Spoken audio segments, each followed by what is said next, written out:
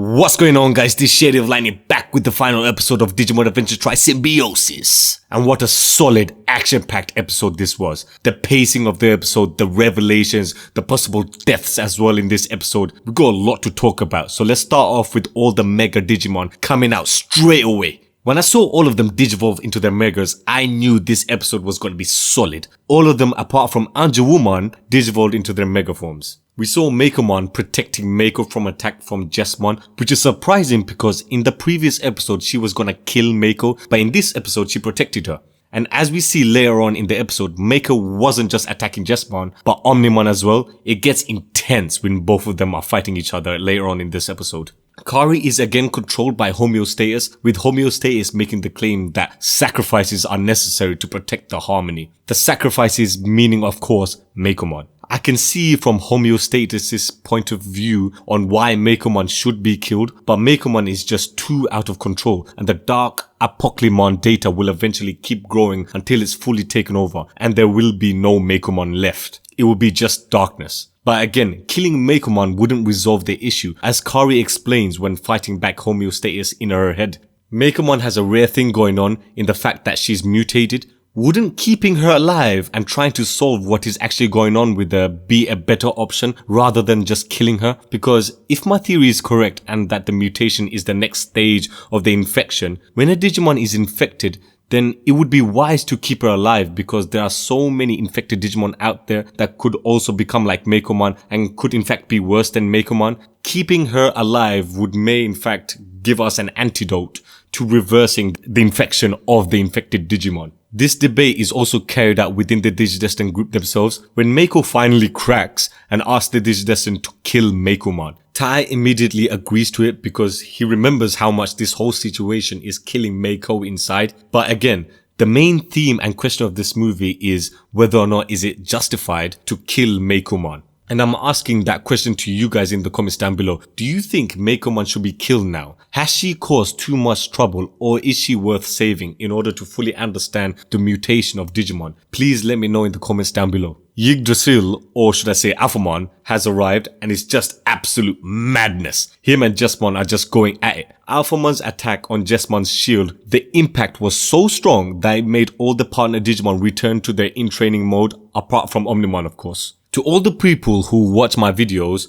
you guys know how much I've been theorizing about the Dark Ocean. I literally mention it in almost all of my videos. Then to see Maki in the Dark Ocean possibly going insane, just like how Oikawa did and Ken as well. And to see her in the Dark Ocean was such a welcoming sight to see. Finally, it took us 5 movies, but eventually we got there to the Dark Ocean. In all honesty, I don't think she will survive in this series. If she does, I will be surprised. I only see her now as a tool for possibly saving Meicoomon and Meiko. All the Mega level Digimon are still attacking each other. Jesmon goes to the sky and releases his Onpotus attack. Forgive me for butchering that name, which is a deadly beam coming out of this triangle-shaped force field. It kinda looks like Vegeta's final shine attack from GT, you know, the beam itself.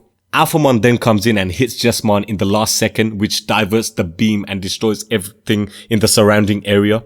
Tai knew what was going to happen next, so he gave Omnimon a nod to protect Meiko and Matt, but that left him vulnerable, which then leads me to ask the question, are Tai and Nishijima dead? Of course they're not dead, because we know the ending of season 2 is canon, so we know they're still alive. I think what's gonna happen is that Tai and Nishijima will be the ones to find the O2 Digidestin. I think halfway through the next movie, Tai and Nishijima will show up with Davis and his team. I mean, it has to be. We still haven't seen anything regarding the O2 Digidestin, so to make it more dramatic, the writers are trying to make us believe that Tai and Nishijima and the O2 Digidestin team are dead. So when they make their return, it will be more epic. But if the writers do go in that direction, yes, it will be more epic, but it wouldn't make any sense story-wise because they didn't give us any hints or clues throughout their entire story on the whereabouts of the O2 cast. And for them to just suddenly show up in the final movie will be BS for me. I wouldn't like that. Kari then loses her head after witnessing the possible death of Tai. The dark energy surrounding her